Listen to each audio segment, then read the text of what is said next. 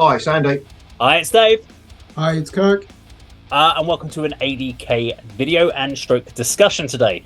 So the way that we're going to talk about it is I've got a topic here for us to discuss. Now, once I've announced what that topic is, we each have 1 minute to just take some time to make our own notes about what we want to think about this topic. At which point you will then have 2 minutes, each of us have 2 minutes to present what we believe is the right thing about this discussion topic. And at the end, we can then have a couple of minutes for open discussion at the end. But you get 2 minutes. So I will time it. You get 1 minute of time to prep. It's almost like a pro point, counterpoint, but without choosing which side you want to fall on this. But I want to give you some time to actually prep and have a think about it. And for you at home, it won't be the full time. You'll just see it to zoom along. But I will be stop watching you. So when you get your 2 minutes of talk time, Kirk, you get 2 minutes. All right? Get the timer out. I will have. And at home, you will see the stopwatch at the time. Right, so for today's topic, should bands like Metallica, Megadeth, and those such retire? Ooh. Okay, your 1 minute time to plan starts now.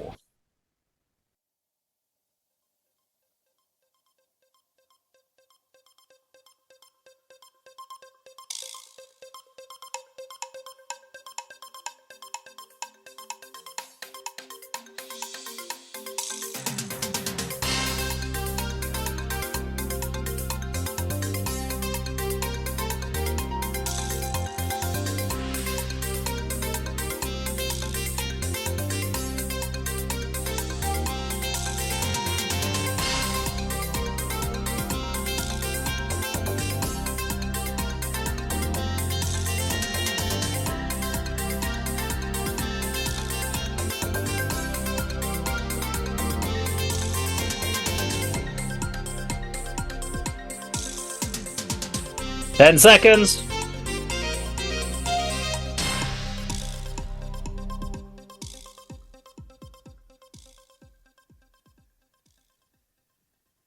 Okay, there we go. Your 1 minute of prep time is now up on the channel. So, before I go over to who goes first to share your thoughts and feelings on this, there is one statement I am going to say because we're going to get lots of comments here. And the first comment, everyone, and I agree. This I'm going to cover your comment, and we completely agree with it. Which is, if the band wants to play, they should be allowed to play, and if people want to go and watch them, that's fine.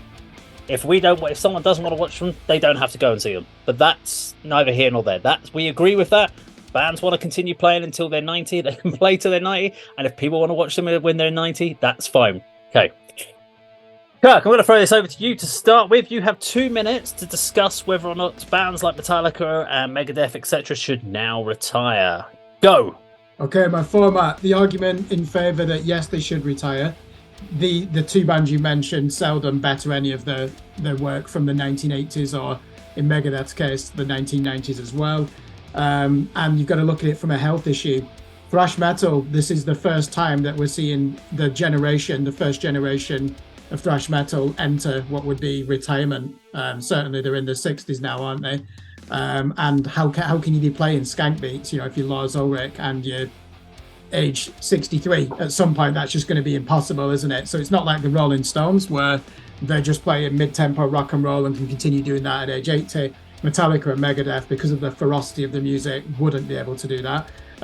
My arguments say no, they shouldn't retire. The infrastructure and economic opportunities that they offer to up-and-coming bands as a support.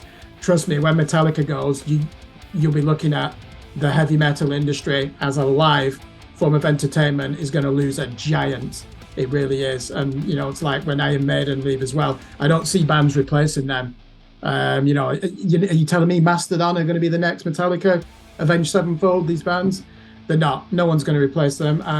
Finally, as you said, we should respect bands of all ages if they can still play and they're not going to embarrass themselves and they can still play at the intensity of Master of Puppets and Rust in Peace.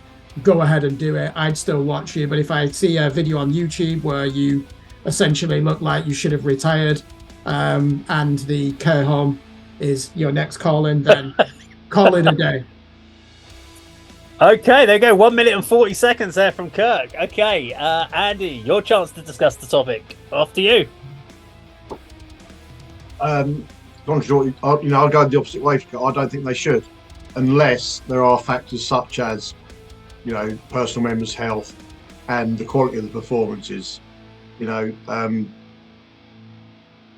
can't, not being a fan of Megadeth and Metallica particularly, I'm referencing sort of Iron Maiden really, and thinking back to one of my dad's favourite bands, which is the Rolling Stones. I mean, God knows how old those guys are, but I think they're still performing, aren't they? Whether they're releasing studio albums, I don't know. But I think there's sort of a difference for me. I think you need to draw a line under the sort of new material because, using Iron Maiden example, the Book of Souls was the last good album for them, and there was a period of time where I don't think they produced particularly good albums, in my opinion. So these bands, I think they should carry on going as long as they want to, as long as health allows. Don't worry about getting in the studio, writing new and recording new material, but go back to the classic albums. Play them in full. Do an 80s decade tour, or a 90s decade tour, or a 2000s decade tour. Sort of give the fans who may not have seen them in their heyday, in their prime, what they would have missed, due to being young or whatever, or not getting to see them. But keep on going as long as you can, but don't worry about, coming up with new material. Live on the dream, live on the classics, make the most of what your heritage as a band. Excellent. You also did it in 1 minute 40 seconds. That's impressive. You've matched each other. Okay, my turn to give the viewpoint. So, I'm going to time you. Don't worry, I've hit my timer, so I'm good to go. I won't cheat. It's going to be up on the screen anyway. You've just cost me 7 seconds there. Right, I'm having those back. So I would reference something like Rolling Stones as a good example. So I have seen the Rolling Stones live. I can't remember how long ago it was, but it wasn't in their prime. Let's put it that way. And it wasn't a great show, in my opinion. I didn't really feel much about it, and I was like, okay, I didn't. So straight away for me, the Rolling Stones wasn't a great live band, but they probably were in their prime. And this is where I question with bands, when you get to a certain stage where you physically can't deliver at the level that you were previous delivery. And Metallica, I reference Metallica because I got to see them a lot in the 90s, and they were ferocious. They were amazing shows. I saw them in the 2000s, probably mid to late 2000, somewhere between 2006, 2010, something like that.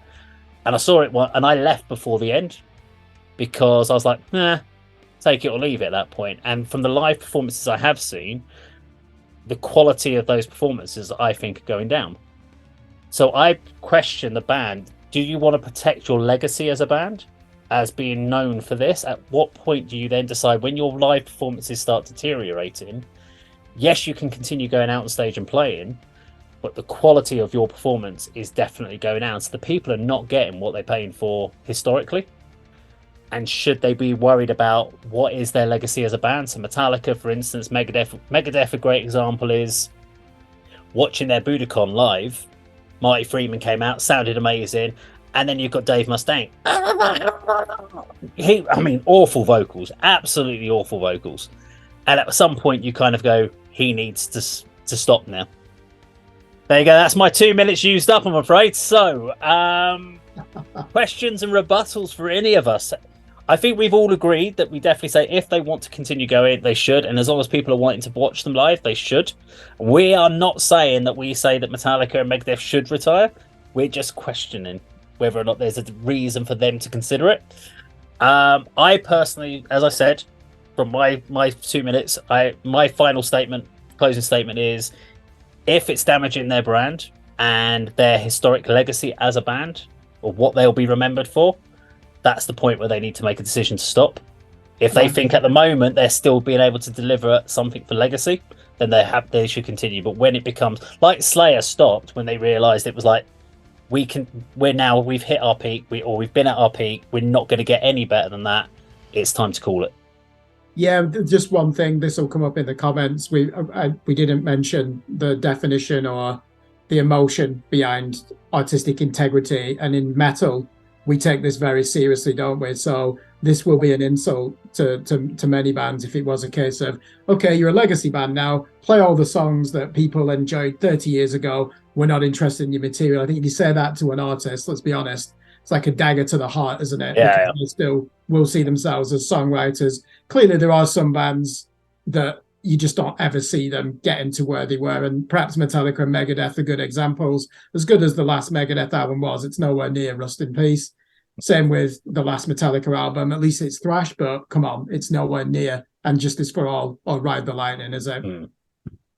Andy, any final statement from you? Your Rolling Stones experience. Are you a fan?